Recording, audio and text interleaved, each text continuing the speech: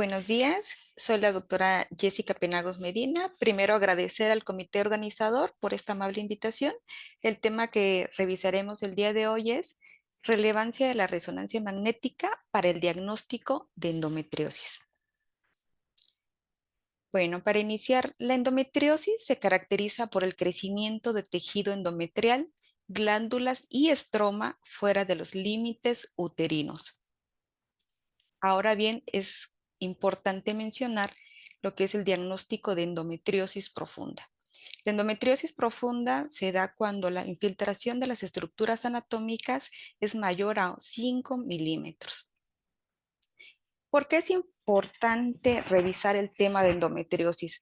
La endometriosis afecta a más de 175 millones de mujeres en el mundo y entre un 45 y el 95% de las mujeres van a experimentar o han experimentado dismenorrea.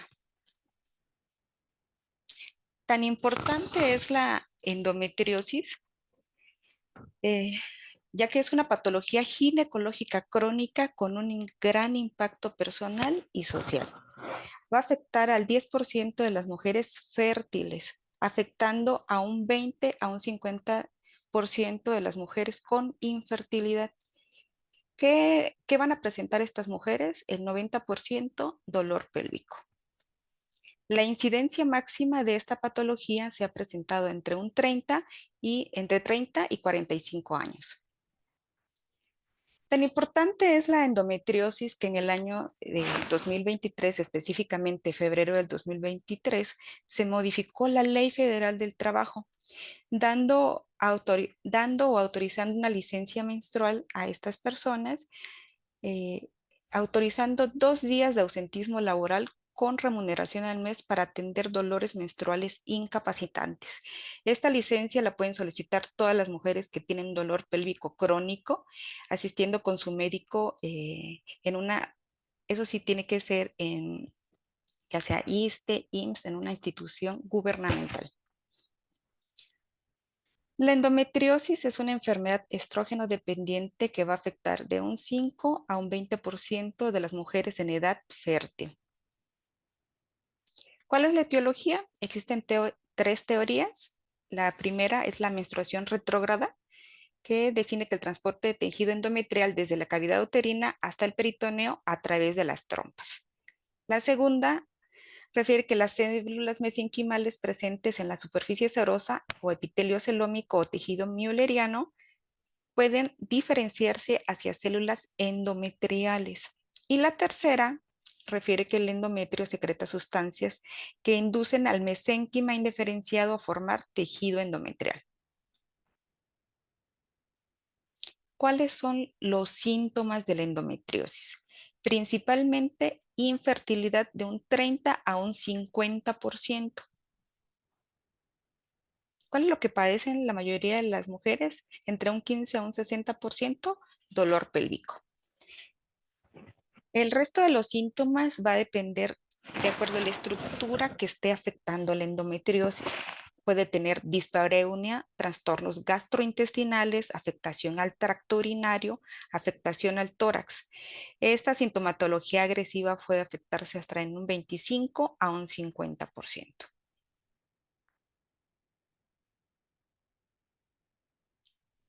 ¿Cuáles son las formas de afectación de la endometriosis?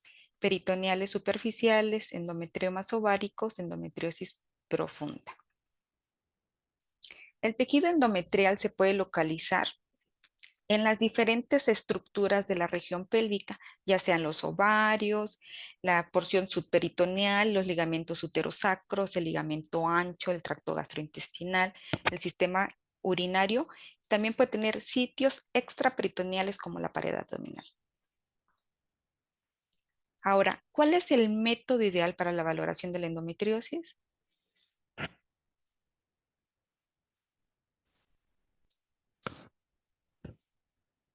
La resonancia magnética es un método no invasivo sin el uso de radiación ionizante y con alta resolución espacial que permite la evaluación multiplanar de la endometriosis, facilitando así el diagnóstico correcto y tratamiento adecuado. con una sensibilidad de un 90% y una especificidad de un 98%. ¿Sí? La laparoscopía es el método definitivo para la correcta caracterización, pero hablando de un método no invasivo, la resonancia magnética es el método de imagen ideal. Lo que se recomienda es que se realice con un resonador de 1.5 o 3 teslas, bajo secuencias multiplanares axiales, sagitales y coronales. La pregunta que siempre nos realizan es, ¿se puede hacer simple o con medio de contraste?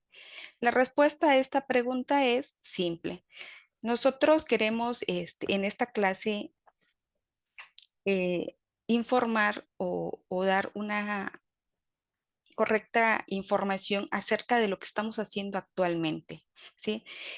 Nosotros en diferentes hospitales en los que he trabajado hemos hecho pruebas en fase simple y con contraste y la verdad que para una correcta caracterización de la endometriosis no hace falta que se realice con contraste, ¿sí? Podemos hacerlo en fase simple utilizando 3 secuencias en T2, un axial T1 y un axial FAT sin la aplicación de contraste. ¿Cuándo aplicamos contraste? Cuando son pacientes en las que hay una sospecha de tener una patología oncológica o que mientras realizamos el estudio vemos que no tiene las características de endometriosis, entonces decidimos aplicar el medio de contraste. Lo que sí es indispensable es la aplicación de gel endorrectal y endovaginal para una correcta caracterización. Como les decía, actualmente se está optando por hacer protocolos cortos para la correcta caracterización de endometriosis y la localización de miomas. Realizando 3 planos T2, un axial T1 y un axial FAT. Con eso podemos caracterizar de forma adecuada. ¿Qué duración tiene este protocolo? Aproximadamente 30 minutos, ¿sí? Es un protocolo corto, es un protocolo sencillo, es un protocolo de mucha utilidad para todas las pacientes que padecen endometriosis, ¿sí? Lo que sí tenemos que tener es un personal capacitado, ¿sí? Desde la preparación del paciente hasta la realización del estudio. ¿Por qué? Porque lo que sí se pide es que sean cortes finos dirigidos a útero y a las regiones pélvicas. ¿Cuál es la preparación del paciente? Ayuno de 4 horas, dieta por 24 horas pobre en fibras. Recordemos que lo que no queremos es que existan residuos en colon. Por eso, 24 horas antes del estudio, les decimos que no pueden comer frutas, no pueden comer verduras, no alimentos altos en fibras. Lo que queremos es que no haya tanto residuo intestinal, por lo cual decimos que la dieta va a ser pobre en fibras 24 horas antes del estudio. La preparación intestinal es de 3 a 8 horas antes del estudio. ¿Qué significa esto? Un enema rectal o un supositorio de glicerina para limpiar el área del recto. La buscapina es una tableta de 10 miligramos que vamos a pedir que se la tomen 15 minutos antes del estudio. Ojo, esto es importante aclararle al paciente que no es para disminuir el dolor, porque luego dicen las pacientes, es que no tengo dolor. No es para el dolor. La buscapina la utilizamos para el estudio para disminuir la motilidad intestinal y que eso no nos cause un artefacto de imagen. El material que utilizamos es sencillo. Aquí les pongo una imagen, solución salina, gel, una sondita para la aplicación del gel endorrectal y endovaginal, pero ustedes se pueden adecuar a lo que tengan en su hospital. Ahora, entrando al tema, vamos a los hallazgos por imagen, ¿sí? Es importante que nosotros conozcamos como médicos radiólogos la anatomía normal del útero. ¿Sí? Es importante que chequemos que que hay un correcto llenado de gel en la cavidad vaginal y rectal. ¿Cuánto de gel es lo adecuado? ¿Sí? En nuestra experiencia, en un promedio a las mujeres de mujeres mexicanas que hemos hecho estudios, se les pone en cavidad vaginal 50 cc de gel y en cavidad rectal 70. Eso es un promedio y con eso queda muy bien, con eso extendemos perfectamente. 50 en cavidad vaginal y 70 en recto. Otra cosa importante que debemos de cuidar es que la vejiga esté vacía, ¿sí? Porque si no, esto nos va a interferir para la correcta valoración del compartimento anterior, que es lo que vamos a ver a continuación. Otra cosa que debemos de conocer como radiólogos es la anatomía normal del útero, ¿sí? ¿Cómo es el comportamiento en T2? Recordemos que las secuencias ideales para valorar endometriosis son las secuencias en T2. Esa es la secuencia base. Las secuencias en T1, FATSAT, difusión nos ayudan, claro que sí nos ayudan, pero lo correcto para la caracterización de esta patología son las secuencias en T2. ¿Cómo vamos a ver qué características va a tener el útero? Pues como vemos, el útero va a tener una intensidad de señal de predominio hipointensa. Hay que identificar que en secuencias en T2 la cavidad endometrial se va a comportar hiperintensa, homogénea. La zona de unión, que es la parte fibrosa del miometrio, se va a comportar hipointensa. Esta imagen es importante que se la memoricen, es importante que la conozcan, es importante que sepan sus características porque de esto va a depender el diagnóstico que nosotros demos. La zona de unión, que es la parte más fibrosa del miometrio, debe ser hipointensa, como estamos viendo acá, ¿sí? Homogénea, con un diámetro máximo de 12 milímetros, ¿sí? Es importante conocerla porque de esto va a depender las características de la adenomiosis, ¿sí? El resto del tejido miometrial tiene un aspecto igual de baja intensidad de señal con porciones hiperintensas en su interior y la porción más externa, que es la serosa, es una línea hipointensa bien definida, ¿sí?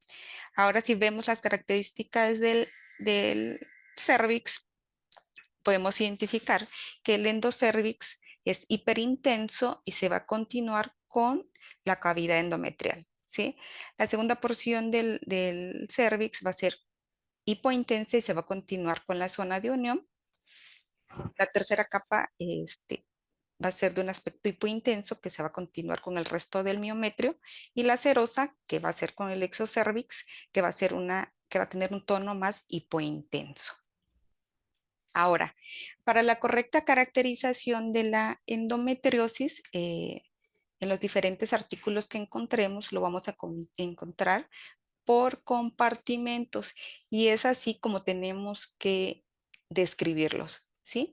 En el compartimento, vamos a describirlos en compartimento anterior, medio y posterior. Y en el compartimento anterior, ¿qué vamos a encontrar?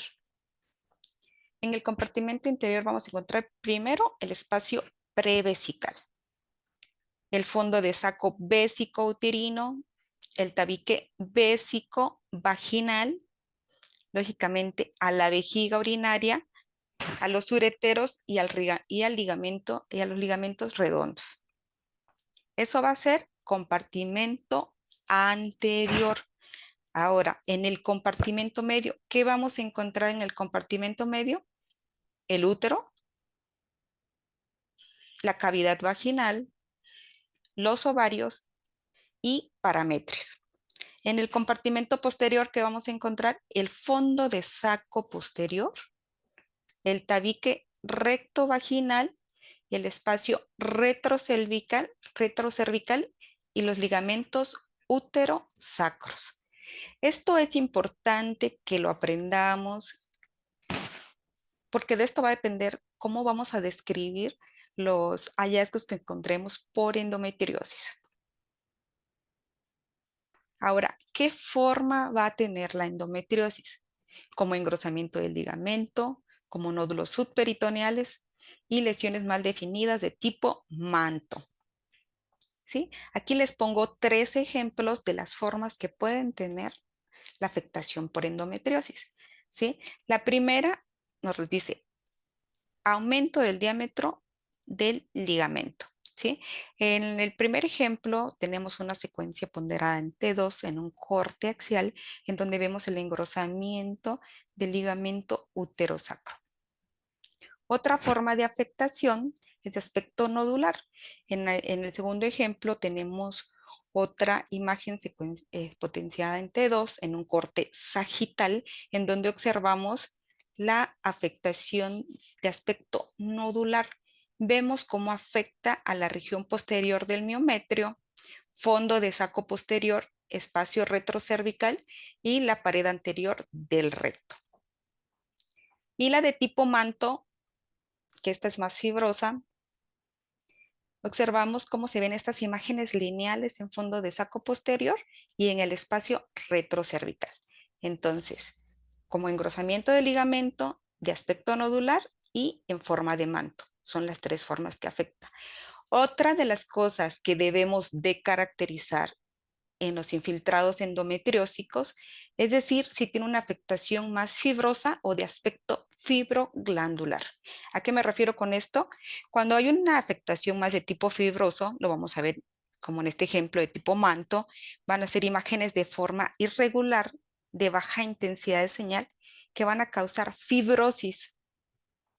Y la otra forma de afectación es de aspecto fibroglandular.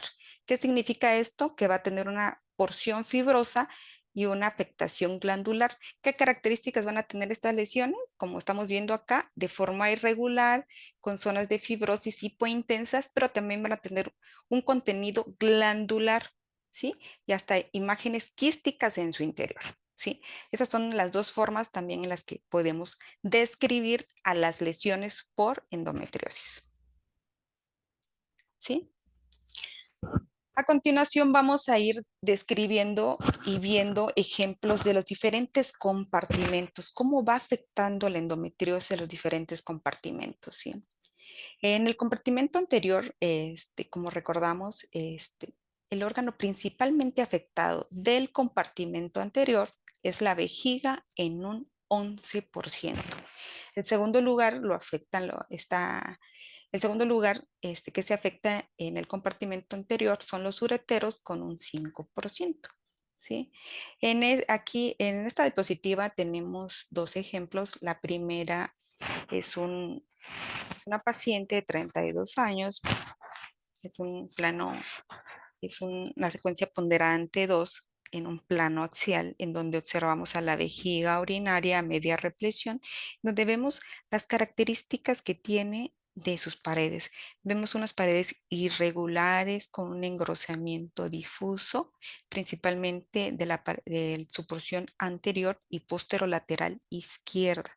¿Sí? Es importante que cuando tengamos una paciente con afectación por endometriosis, seamos cautos, seamos cuidadosos al momento de revisar, porque si bien es cierto que podemos encontrar lesiones irregulares de gran tamaño que no es difícil caracterizar, también es importante mencionar que la importancia de la resonancia magnética y la importancia de nosotros como radiólogos, de la correcta caracterización, son las lesiones pequeñas que tenemos que ver, ¿sí? Como en este caso, vemos a una pared irregular con un engrosamiento de la región posterolateral, pero si vemos, son cambios muy sutiles.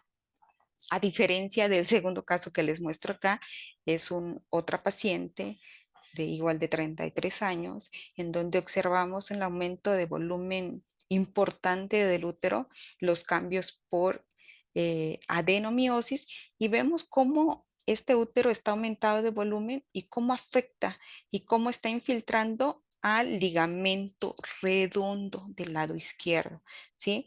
Como vemos es una estructura lineal que está afectada por eh, la porción endometrial y vemos cómo causa engrosamiento y retracción del ligamento. Eso es del compartimento anterior. Aquí tenemos otro ejemplo de otra paciente que tiene una importante afectación por adenomiosis. Vemos la afectación que existe, vemos un útero aumentado de volumen, en donde existe una franca infiltración del adeno, es una falta de infiltración del miometrio. En estos casos es un cambio por adenomiosis. ¿Qué otra cosa vemos en esta paciente? Aparte de la importante afectación que existe por adenomiosis, Vemos también la afectación que existe, lo que es el tabique vésico-vaginal. Vemos el engrosamiento que existe, pero también de la vagina, ¿sí? Vemos el engrosamiento que afecta la porción media y distal de la vagina. Es una lesión de aspecto irregular, sólida, de baja intensidad de señal que va a afectar a la vagina. ¿Qué otra cosa también está afectada en esta paciente? Si lo vemos con detalle, la pared posterior de la vejiga urinaria, ¿sí? Vemos el engrosamiento difuso con estas imágenes hiperintensas en su interior, que al final se comprobó que tenía afectación, ¿sí? Es a lo que me refiero que es importante ver a detalle todas las estructuras. Entonces vamos a ver que hay afectación del compartimento anterior y medio en este ejemplo. Otra de las cosas importantes que hay que recalcar cuando hablamos de endometriosis es la adenomiosis. ¿Qué es la adenomiosis? Es la afectación endometrial al miometrio, ¿sí? Principalmente de la zona de unión, que es lo que les refería hace rato. La adenomiosis puede manifestarse de una forma focal o difusa, como vamos a ver a continuación. Eh, Cuando hablamos de adenomiosis, lógicamente estamos hablando del compartimento medio porque es en el interior del útero, principalmente miometrio, ¿sí? ¿Qué vamos a ver en la adenomiosis focal? Aquí tenemos dos ejemplos de una paciente de 23 años que acude por sangrado anormal y dolor pélvico, en donde observamos en la región corporal anterior derecha una lesión de aspecto pseudonodular de bordes mal definidos y su intensa a la zona de unión, ¿sí?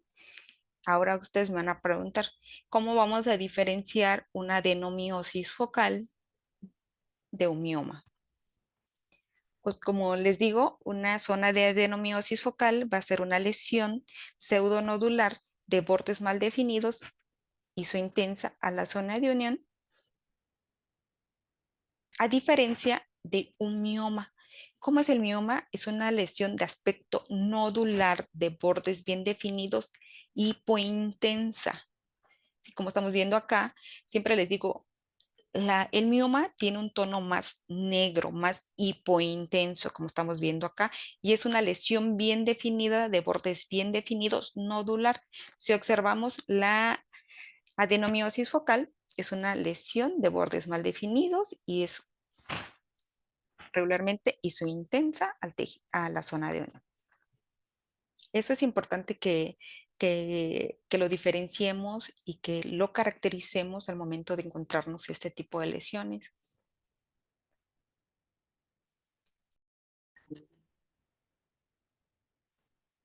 Bueno, las características de la zona de unión, como estamos viendo en la siguiente diapositiva, es importante caracterizarla.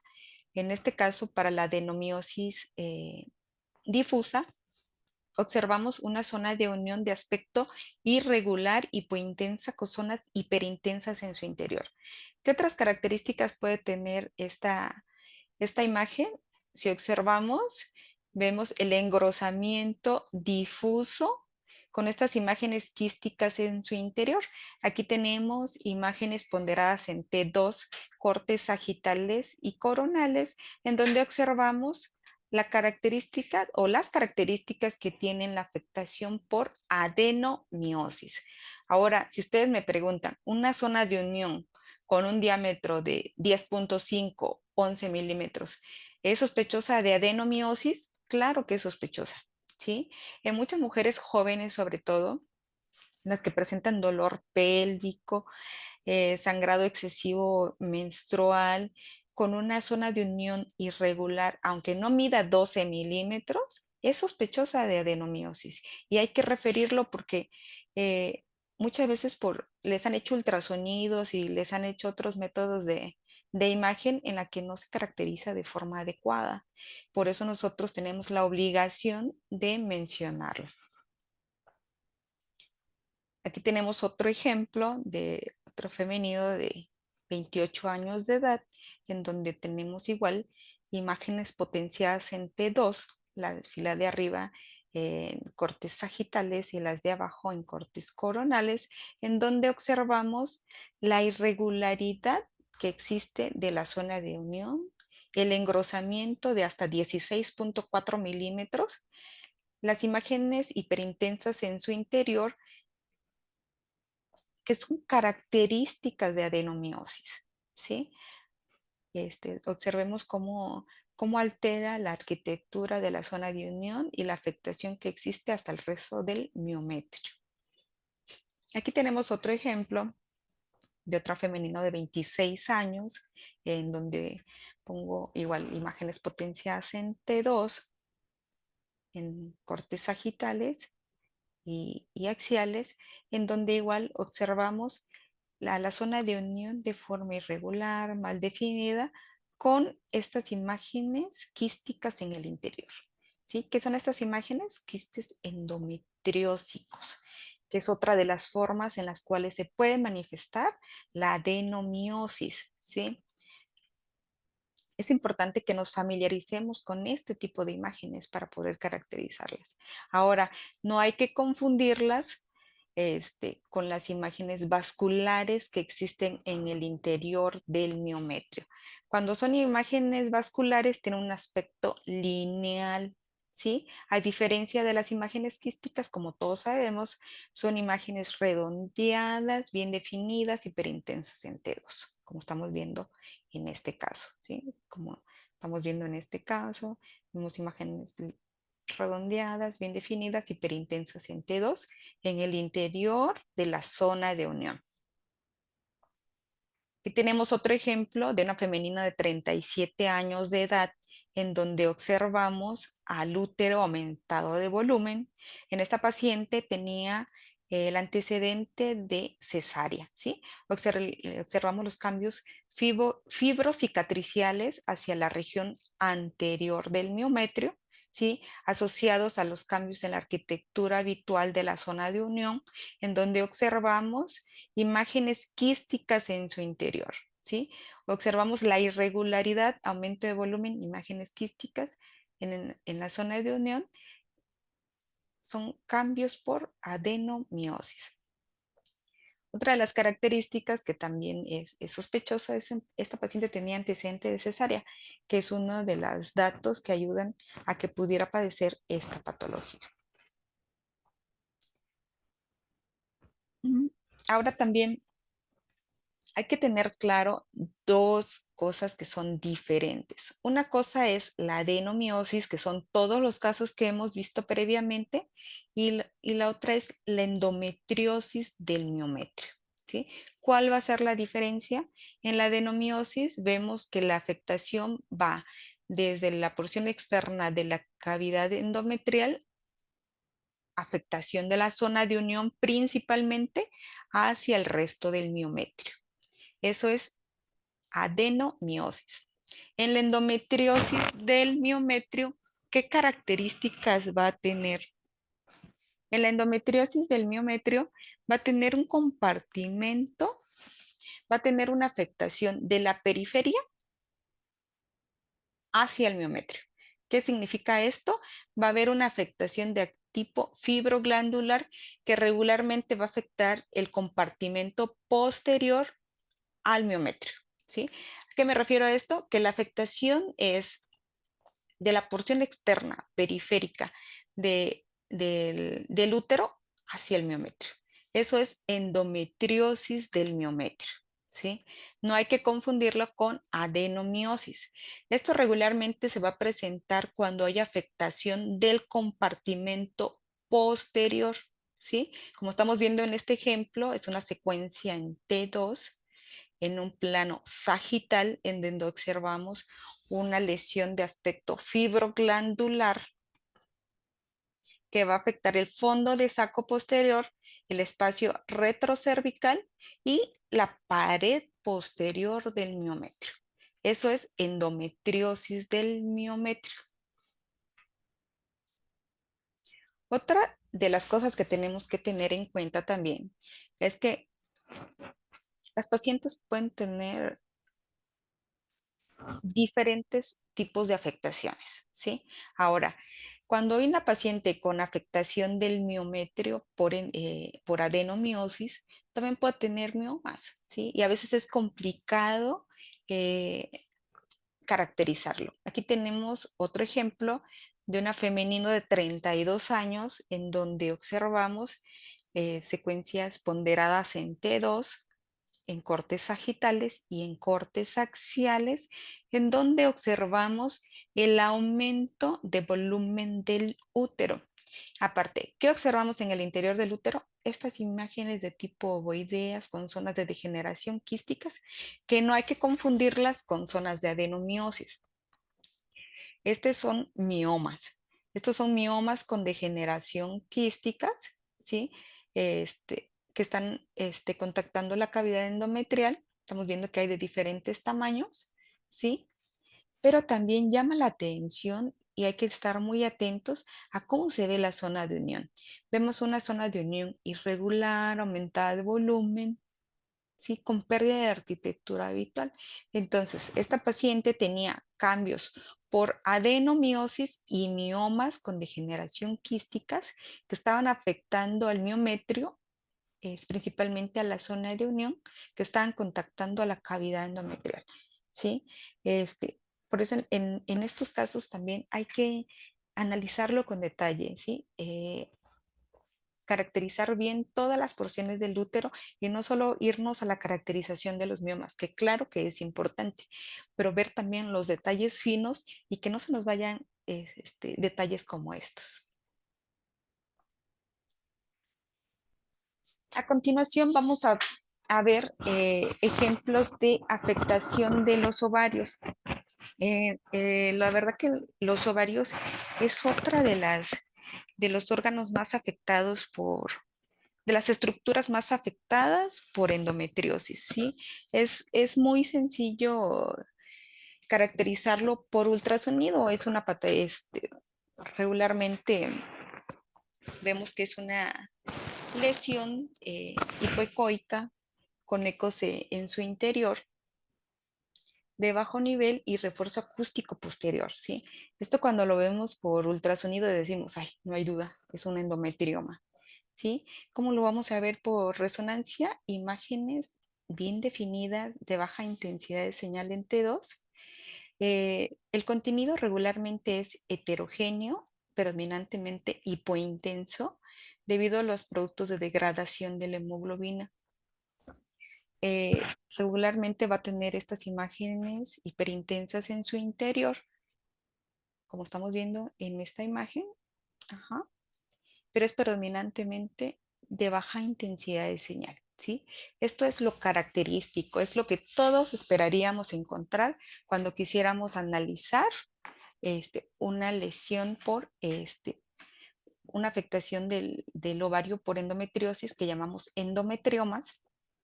Esto es lo clásico, lo que todos esperamos encontrar, ¿sí? Pero tiene otras manifestaciones morfológicas y que debemos de conocer para no dar falsos diagnósticos. Este es otro ejemplo de otro endometrioma del lado izquierdo. Vemos que por el componente hemorrágico que tiene, vamos a verlo hiperintenso en secuencias ponderadas en T1. ¿Sí? Como les había dicho, en secuencias ponderadas en T2 van a ser imágenes bien definidas de baja intensidad de señal, pero recordemos que por el material de degradación de la hemoglobina va a tener estas imágenes hipointensas en su interior. En secuencias ponderadas en FATSAT o en STIR, en dado caso que decidan hacer, regularmente se van a ver hiperintensas. ¿Qué otras características pueden tener la afectación de los ovarios? Estas imágenes de aspecto heterogéneos de doble nivel, como estamos viendo acá, ¿sí? Este es otro ejemplo de otra mujer de 25 años de edad que acude por dolor pélvico, sangrados excesivos, y vemos que la afectación del ovario izquierdo, vemos esta imagen de doble nivel, con una cápsula o con una pared gruesa que pudiera confundirse con otro tipo de lesiones. ¿Sí? En este caso, la afectación que tenía del miometrio hacia su región posterior y las adherencias que tenían entre los ovarios eran sospechosas de endometriosis. Al final se operó y se comprobó que eran endometriomas, ¿sí? Con principal afectación del ovario izquierdo. Aquí tenemos otro ejemplo de femenino de 31 años de edad, en lo que observamos una afectación de los ovarios, en donde vemos estas imágenes de baja intensidad de señal con imágenes puntiformes en su interior. ¿Sí? Pero también vemos la afectación que hay en el miometrio. Siempre les digo, hay que ver el contexto de la paciente, ¿sí? Hay que analizar todas las estructuras que vemos en la región pélvica para poder dar correctos diagnósticos. Este es otro ejemplo, igual estamos viendo imágenes potenciadas en T2 en planos sagitales, en donde observamos imágenes de aspecto ovoideo de baja intensidad de señal con ecos o imágenes hiperintensas lineales en su interior. ¿Sí? Que también al final, después de la cirugía, se comprobó que eran endometriomas. Este es otro ejemplo que también podemos tener cuando hay afectación por endometriomas. Por el producto de degradación de la hemoglobina, muchas veces las lesiones de los ovarios comportan completamente hipointensas, negras, como estamos viendo en este caso. En este caso estamos viendo una femenina de 30 años en secuencias ponderadas en T2, cortes axiales y coronales, un corte axial y coronal, en donde observamos en topografía del ovario derecho estas imágenes ovoideas de baja intensidad de señal, predominantemente hipointensas con estas zonitas y lineales hiperintensas en su interior, pero también vemos los cambios que existen por afectación endometrial del compartimento posterior del miometrio. Como estamos viendo en este caso, vemos la afectación que existe en la trompa uterina del lado derecho y la principal afectación del ovario. ¿Sí? Creo que vean las formas en que se puede manifestar la endometriosis, ¿sí? Para que no demos falsos diagnósticos. Otra forma también en la que pueden manifestarse los endometriomas es como este ejemplo. Este ejemplo era una femenino de 23 años que me lo mandan por sospecha de una tumoración ovárica derecha. ¿Sí? Y la verdad es que le habían hecho un ultrasonido y lo habían reportado como una tumoración. Eh, entonces me lo mandan a mí para caracterización, en donde observamos esta imagen que vemos en topografía del ovario derecho. Sí, vemos que es una imagen de aspecto ovoideo, heterogéneo, conceptos en su interior, pero ¿qué llama la atención? ¿Sí? Llama la atención que hay como diferentes niveles de intensidades en el interior de la lesión, ¿sí? Se ve un aspecto heterogéneo, irregular, conceptos en su interior. La verdad es que esta lesión se me quedó muy grabada porque hablé con el ginecólogo y pedí que hiciéramos retroalimentación de esta lesión, porque me llamaba la atención que en el ovario izquierdo también existía otra imagen, como la que estamos viendo en esta imagen, en un corte coronal, secuencia potencial en T2, en donde vemos en topografía del ovario izquierdo esta imagen que tiene es una imagen predominantemente hipointensa con ecos en su interior, sospechosa de un endometrioma. ¿Sí? Entonces veíamos la afectación que existía en el ovario, más la afectación del miometrio por adenomiosis. La verdad es que yo sí lo dejé como sospecha de endometriomas, que al final sí fue. Sí, había una franca afectación de ambos ovarios, trompas uterinas, adenomiosis, y se comprobó que era un endometrioma. ¿Sí? Esta es otra de las características que pudieran tener. Algo muy clásico y que buscamos y que cuando encontramos que existe afectación por endometriosis es el signo del beso, ¿sí? ¿Qué significa esto? Que va a haber afectación peritoneal y zonas de fibrosis que van a afectar a ambos ovarios, ¿sí? Vemos la heterogeneidad que existe en los ovarios. Aquí estamos viendo dos imágenes potenciadas en T2, la primera en un corte axial y la segunda en un corte coronal, en donde observamos cómo se desplazan los ovarios por arriba del útero. Aquí tenemos al útero, vemos cómo se desplazan en la parte superior y vemos la adherencia que hay entre ellos, ¿sí? Las zonas de fibrosis, ¿sí? La afectación lógicamente del peritoneo que va a existir en este tipo de lesiones y vemos la unión que hay de los dos ovarios. Por eso se le llama el signo del beso. Ahora también debemos de tener en cuenta que pueden darse afectaciones importantes por endometriosis, ¿sí? Este es otro ejemplo de una femenina de 39 años que acude al servicio por dolor pélvico, sangrado excesivo, en donde observamos la importante afectación que existe de ambos ovarios, ¿sí? Pero no solamente de los ambos ovarios, vemos la afectación que existe del miometrio posterior, del fondo de saco posterior, de las trompas uterinas, de los parametrios, ¿sí? Que se extienden hacia la región pélvica. Vemos la afectación que existía en esta paciente hasta la afectación del sigmoides. Aquí vamos a poner el ejemplo. Aquí tenemos unas imágenes potenciadas en T2, en donde les pongo las imágenes más representativas.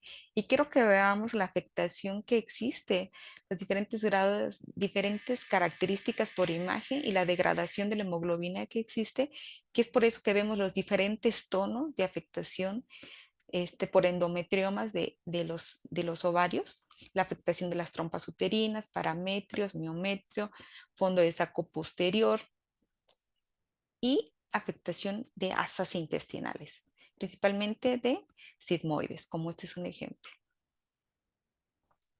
Este es uno de los ejemplos más graves que hemos tenido por endometriosis. Aquí podemos ver las zonas de fibrosis, las adherencias que existen. No se podía definir de forma adecuada y la afectación franca a sigmoides. Otra de las cosas que debemos de caracterizar son las trompas uterinas.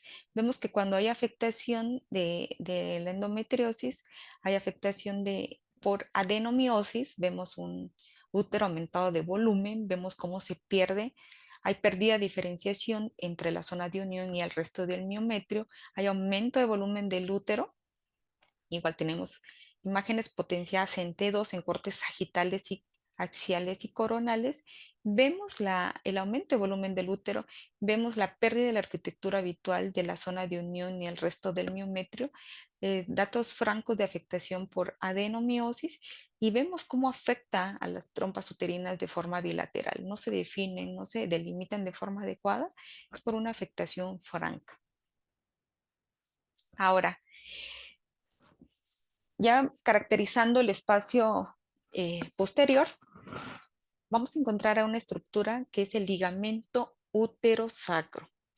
El ligamento útero-sacro está constituido por tejido fibromuscular y es un componente importante del anillo pericervical, con fibras que envuelven al cuello del útero y a la vagina superior. ¿Sí? ¿Por qué es la importancia de caracterizar a ligamento uterosacro? Porque es una estructura de soporte muy importante para la región del cérvix y vagina, ¿sí? Sobre todo en su región superior.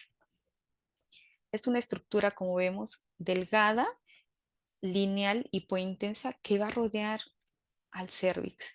Es esta imagen, ¿sí? Muy pequeñita, lineal y hipointensa, ¿sí?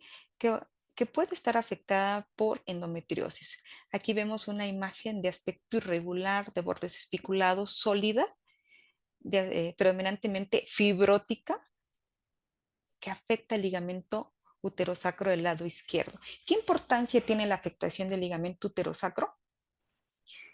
Cuando hay afectación de estructuras del compartimento posterior, ligamento uterosacro, tabique rectouterino, Principalmente, estas pacientes van a tener dispareunia, ¿sí? Cuando la extensión alcanza la porción sacra, la paciente suele tener dolor lumbar con irradiación a la región inguinal, muslo y va a tener dispareunia. Por eso es muy importante la caracterización de estas estructuras. Ojo, aquí otra estructura importante del compartimento posterior es la afectación al recto. Ahora, es importante tener en cuenta que cuando nosotros aplicamos gel para caracterizar bien a nuestro paciente, muchas veces puede haber aire, ¿sí? También metemos aire. Entonces, estas imágenes no hay que confundirlas con afectación del recto, porque me tocó analizar un caso que me lo enviaban por sospecha de afectación al recto, y no era, ¿sí? Seguramente confundieron las imágenes de aire con afectación por endometriosis. Aquí podemos ver, y les pongo otro ejemplo, en donde sí se comprobó que había afectación no solo de la capa muscular, sino de la mucosa del recto por endometriosis. Vemos que es un aspecto irregular, sólido, de bordes mal definidos. Aquí tenemos una secuencia ponderada en T2 en un corte sagital y vemos la imagen irregular sólida de baja intensidad de señal, que como les digo, no solo afectaba la porción muscular, también la mucosa, submucosa y mucosa del recto. ¿Sí? Esto es muy fácil caracterizarlo. Para esto es la importancia de poner gel por el recto para que podamos caracterizar este tipo de lesiones. Otra de las cosas que debemos de caracterizar en el compartimento posterior es el espacio recto uterino, como estamos viendo acá, y el espacio retrocervical. ¿Sí? Aquí vemos una imagen de aspecto fibroglandular que afecta la región posterior del miometrio, fondo de saco posterior y pared anterior del recto. ¿Sí? Otra cosa importante es también la afectación del espacio retrocervical. El espacio retrocervical también es importante referirlo cuando haya afectación porque también va a causar dispareunia. En un corte sagital, en una secuencia ponderada en T2, corroboramos los hallazgos antes descritos, vemos la afectación de la región posterior del miometrio, la afectación a los ovarios y vemos la afectación que existe hacia el recto.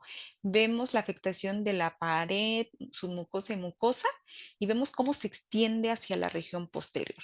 ¿Sí? Lo sospechábamos desde que veíamos en un corte sagital, pero lo corroboramos en un corte axial. ¿Sí? Es por eso la importancia de tener buenas imágenes, de tener una buena preparación del paciente, porque podemos dar buenos diagnósticos. Otro de los datos que también hay que tener en cuenta cuando hay una afectación por endometriosis, que decimos que son datos indirectos, es el desplazamiento del útero hacia la región posterior. Vamos a ver un útero en retroflexión. Es un dato indirecto, ¿sí? ¿Por qué se va a dar esto? Porque van a haber zonas de adherencias entre lo que es el borde posterior del útero y el recto, ¿sí? Vemos estas estructuras en forma de placas, ¿sí? Una zona de fibrosis que va a condicionar adherencias y lógicamente esto va a retraer hacia atrás, hacia el útero. Entonces, ¿qué va a tener el paciente? Se va a ver un útero en retroflexión. Cuando vemos un útero en retroflexión, hay que buscar intencionadamente este tipo de lesiones fibrosas que van a estar condicionadas por la afectación endometrial en el espacio vesicouterino, en el espacio rectouterino. ¿Sí? Vemos la afectación del miometrio, como vemos en estas secuencias en T2, en planos sagitales, vemos estas zonas de adherencias. Aquí tenemos otro ejemplo de otra paciente de 35 años de edad, en donde había también sospechas de afectación por endometriosis. En este caso, distendimos bien lo que es la cavidad del recto. Vemos todo el recto distendido, bien delimitado, y vemos estas zonas en forma de placas hipointensas de aspecto irregular que no solo afectaban el espacio rectouterino, sino el espacio retrocervical. ¿sí? Vemos que tenemos que buscarlas intencionadamente y valorar estas imágenes, porque si no, se pasan desapercibidos. Otra de las cosas que también es importante mencionar es la afectación al nervio ciático. Si cuando existe una paciente con dolor hacia la región glútea, que es un dolor incapacitante, hay que sospechar de una afectación por endometriosis. Lo que nos va a dar el diagnóstico en estas pacientes, hay que buscar intencionadamente al músculo piriforme, hacer cortes más posteriores hacia la región pélvica y ver la afectación que pueda tener hacia el nervio ciático. Siempre les digo, cuando hay sospecha de afectación del ciático, nos vamos a un plano más posterior, vemos el origen del ciático porque lo podemos ver en secuencias principalmente, secuencias en STIR. Cuando queramos valorar ciático, en un coronal, sagital STIR para una correcta caracterización. ¿Nos sirve el contraste? Sí, sí nos puede ayudar el contraste, lógicamente, pero con las secuencias en STIR la podemos caracterizar de una forma adecuada. ¿Cómo vamos a ver o cómo sospechamos de afectación por endometriosis? Porque vamos a ver el engrosamiento del nervio ciático, ¿sí? Tenemos que buscar también intencionada la afectación que pueda tener también del músculo piriforme. Muchas veces el proceso inflamatorio cíclico que existe en estas mujeres se inflama al músculo piriforme y condiciona efecto de volumen sobre el nervio ciático. ¿Qué sintomatología van a tener estas pacientes? Dolor hacia la región glútea. Ahorita es muy frecuente que no solo los ginecólogos nos piden estudios de pelvis, mapeos endometriósicos, cada vez más nos los piden los urólogos, los gastroenterólogos, los traumatólogos, cuando ya agotaron todas sus posibilidades diagnósticas, entonces cada vez más nos los piden por sospecha de endometriosis. Otra cosa que también es importante caracterizar es la afectación de la pared abdominal. Esta regularmente se da con poca frecuencia, regularmente es muy baja, hasta un 2%. Regularmente es por un antecedente de cesárea o por histerectomía. Ojo, es importante el tiempo. Se dice que después de una cirugía, hasta 30 meses después, se pueden manifestar este tipo de lesiones. ¿Sí? ¿Qué sintomatología va a tener este paciente? Regularmente se sienten una bolita. El dolor cíclico solo se va a presentar en el 25% de los casos. En este caso era una paciente que tenía antecedentes de cesárea, 33 años de edad. La paciente llegó porque dice que se sentía una bolita, ¿sí? Entonces nos lo refirieron así para caracterizar una bolita que la paciente se sentía. Entonces, como antecedente tenía una cesárea previa hace 2 años y encontramos esto. ¿Sí? Tenemos dos imágenes en un plano sagital y en un plano axial, en donde observamos imágenes de aspecto irregular, bordes espiculados, que afecta de baja intensidad de señal, eh, casi isointensa al músculo recto abdominal del lado derecho, con afectación del tejido celular subcutáneo, ¿sí? Y vemos la afectación franca que existe. Y vemos también el trayecto que continúa hacia la cicatriz, hacia la región anterior del miometrio. ¿Sí? Esta se comprobó que era una afectación franca por endometriosis. Ahora, ¿cómo vamos a identificarlo de una tumoración? Regularmente el diagnóstico diferencial de una endometriosis que afecta la pared abdominal va a ser con el tumor desmoide. ¿Sí? Vemos que la endometriosis va a ser de aspecto irregular, sólida, de bordes mal definidos, que va a ser isointensa al tejido fibromuscular, a diferencia del tumor desmoide, que es una lesión regularmente ovoidea, de bordes bien definidos, de contenido heterogéneo, es predominantemente hipointensa con zonas hiperintensas en su interior. Pero estas son imágenes más ovoideas, bordes bien definidos, vaya, como una tumoración como tal. Actualmente, cada vez que caractericemos a la endometriosis, es obligación del médico radiólogo poner la clasificación en CIAN. ¿Sí? Si uno va a realizar el mapeo endometriósico, nuestra obligación como radiólogos es poner la clasificación de ENCIA. La clasificación de ENCIA proporciona una evaluación completa de los hallazgos de endometriosis superficial, profunda y extragenital. La clasificación de encía fue el resultado de una reunión de expertos celebrada por la Fundación para la Investigación de la Endometriosis en el 2002 y a partir de ese año se han hecho actualizaciones cada año, cada año, cada año hasta hacerla muy completa. ¿Para qué le va a servir esto al médico quirúrgico, al ginecólogo? Para darse una idea qué abordaje va a tomar, ¿sí?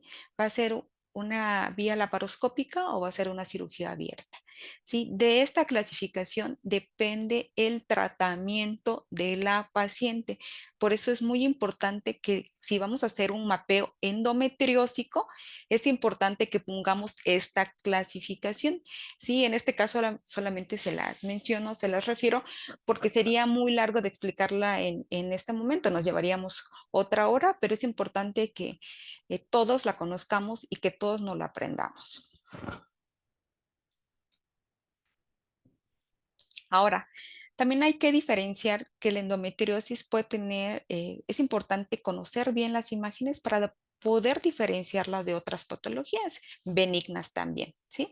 Como es el caso de esta femenina de 35 años, que tenemos otro ejemplo, las dos secuencias ponderadas en T2, plano coronal y sagital, en donde observamos una lesión sólida que afecta